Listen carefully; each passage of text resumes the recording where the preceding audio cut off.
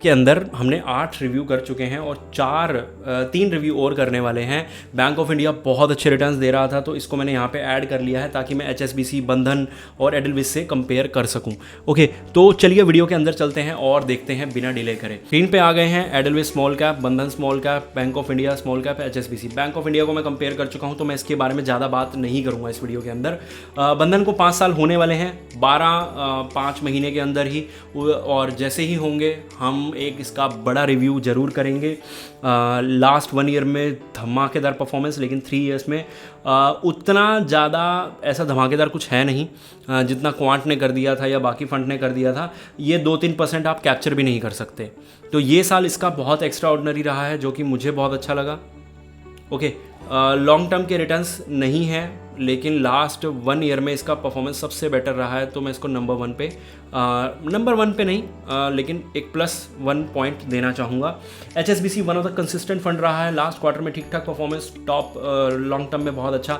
तो मैंने वही बोला था ना कि हमने 34 शायद 40 म्यूचुअल फंड्स होंगे स्मॉल कैप कैटेगरी में और उसमें से हमने 10 पिक करे तो टॉप 25 में तो ये वैसे ही आ गए। और अब हमें इसमें से छांटने हैं कि हमें कौन से कंसिस्टेंट फंड है, कौन से ऐसे फंड है जिसमें हम अच्छे से एंट्री लेके रिटर्न्स शॉर्ट टर्म में भी कमा सकते हैं, लॉन्ग टर्म में भी। अब यहाँ अल्फ़ा की बात करें तो अल्फ़ा सिर्फ HSBC के पास है। रेशोज़ की बात करें तो सबके रेशोज़ बराबर ही हैं, बंधन थोड़ा सा हायर साइड पे है और स्टैंडर्ड डेविएशन के मामले में भी। तो यहाँ पे एक चीज़ इसमें से माइनस हो जाती है, ये उस कैटेगरी में आ गया। जैसे कि बंधन हो गया, बैंक ऑफ इंडिया का भी आप देख सकते हैं स्टैंडर्ड डेविएशन हल्का सा हायर साइड पे है। तो बाकी जो अच्छे थे, टाटा और SBI इस मामले में बेस्ट हैं जिनके स्टैंडर्ड डेविएशन बहुत कम है, तो इनमें से एक रखा जा सकता है अगर आप 2 स्मॉल कैप रख रहे हैं तो।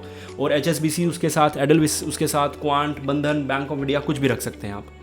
लेकिन हम ये वीडियो कॉम्बिनेशन वाली वीडियो अगर आप चाहते हैं तो प्लीज़ बताइएगा कि कौन से 2-2 के जोड़े में अगर आप ये देखना चाहते हैं कि स्मॉल कैप रखा जा सकता है, जैसे मैंने मोतीलाल ओसवाल मिड कैप और एडलविस की बनाई थी, पराग पारिक और JM की शायद मैंने पता नहीं बनाई या नहीं बनाई, बना दूंगा नहीं बनाई तो। और अगर आप सेम स्मॉल कैप की वीडियोज़ देखना चाहते हैं या आप चाहते हैं कि इस सीरीज़ को यहीं ख़त्म किया जाए, कुछ भी रह गया हो इस सीरीज़ में, आपको लगा हो कि आपको नॉलेज उतनी नहीं मिली और मुझे जानना है और जानना है, तो बस आपको कुछ नहीं करना, आपको क्वेश्चन पूछने हैं।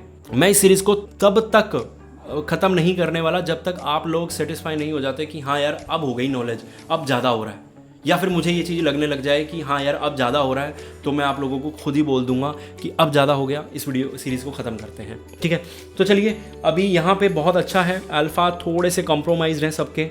और अल्फ़ा क्या होता है, अब रिटर्न्स निकल रहे हैं लेकिन अल्फ़ा उतना ज़्यादा अच्छा नहीं है। देखो, फंड ना जब बहुत ज़्यादा उथल पुथल मचाता है ना, तो एक प्रॉब्लम ये होती है कि आपकी SIP में आपने पैसा डाला, फंड गिर गया, आपके SIP की वैल्यू बहुत जल्दी गिर गई और फिर अगले महीने उसने रिटर्न दिया तो वो पहले तो रिकवर करेगा, फिर आपकी उस SIP, अब ये टोटल पोर्टफोलियो में हमें अलग से तो नहीं दिख रहा ये चीज़ होती हुई, समझ रहे हो। तो नॉर्मली एक पॉइंट से दूसरे पॉइंट तक बेशक उसने 61% रिटर्न दिए हों, लेकिन ओवरऑल जाते जाते वो उतना अच्छा परफॉर्मर नहीं रहता। आपके पोर्टफोलियो में ये रिटर्न रिफ्लेक्ट नहीं होंगे किसी भी तरह से। इसके 74% है, आपको ये 74% आपकी SIP में रिफ्लेक्ट नहीं होने वाला, बहुत कम होगा इससे। वो डिपेंड करता है इसके स्टैंडर्ड डेविएशन अल्फ़ा पे कि ये कितना मैच करेगा इस 74 को। जैसे कि अगर मैं यहाँ बात करूँ तो HSBC ज़्यादा मैच कर जाएगा, स्टैंडर्ड डेविएशन ज़्यादा मैच कर जाएगा, लेकिन ये चीज़ें इतना बिल्कुल मतलब स्ट्रिक्ट काम नहीं करती। ये कोई साइंस नहीं है कि मतलब A और B को मिलाओगे तो C ही डेफिनेटली आएगा। यहाँ पे बहुत सारे एक्सेप्शंस होते हैं, ठीक है, जैसे कि मैंने आपको बताया SBI कॉन्ट्रा में, और बहुत सारे ऐसे फंड होते हैं जिनके स्टैंडर्ड डेविएशन अच्छे होते हैं लेकिन वो नहीं करते परफॉर्म उसके अकॉर्डिंगली। जैसे एक एग्जांपल दूं, क्वांट का स्टैंडर्ड डेविएशन जितना ख़राब है ना, उतना ख़राब वो ख़राब करता है लेकिन उतना नहीं जितना स्टैंडर्ड डेविएशन ख़राब है। और सेम SBI में होता है, SBI के स्टैंडर्ड डेविएशन बहुत अच्छे रहते हैं लेकिन उतना अच्छा नहीं करता जितना उसके स्टैंडर्ड डेविएशन होते हैं। तो मैथ्स वहाँ पे कैलकुलेट अच्छे से नहीं हो पाती। अब यहाँ पे फिर से मैं बोलूँगा कैपिटल गुड्स के अंदर सबका एक्सपोजर रहता है लेकिन यहाँ बंधन का नहीं है, बंधन को इसके लिए भी एक प्लस पॉइंट मिलना चाहिए। ओके, बाकी सबका कैपिटल गुड में बहुत अच्छा खासा एक्सपोजर रहता है। टर्नओवर रेशो बंधन का ज़्यादा है, बैंक ऑफ इंडिया का ज़्यादा है, HSBC का बहुत बढ़िया है, एडलविस का बहुत बढ़िया है।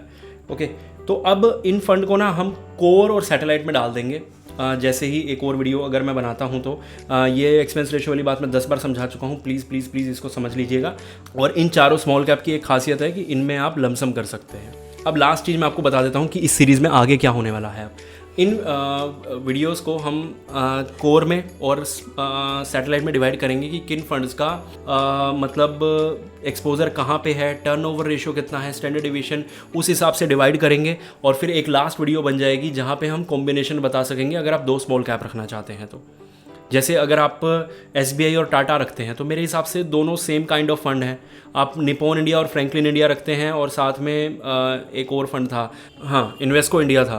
तो इन्वेस्को इंडिया जैसे फंड अगर ये फंड मतलब इनके रेशो सब कुछ बराबर बराबर सा है तो सेम तरह के फ़ंड रखने का कोई फ़ायदा नहीं होता। तो अगर आप वो वीडियोस चाहते हैं तो प्लीज़ कमेंट कीजिएगा, क्योंकि मैं कुछ ऐसा नहीं बनाना चाहता जो लोग नहीं देखना चाहते। तो इसलिए मैं की रेशो रिसर्च करूं या कुछ तो आप लोगों से पूछने का भी एक बहुत बढ़िया तरीका है और आप लोग जवाब देते हैं, जिस वजह से हम वीडियोस आगे बना पाते हैं। ओके, होपफुली आप लोग इस वीडियो में भी जवाब देंगे कि आप आगे क्या देखना चाहते हैं इस सीरीज़ के अंदर। मिलते हैं अगली वीडियो में।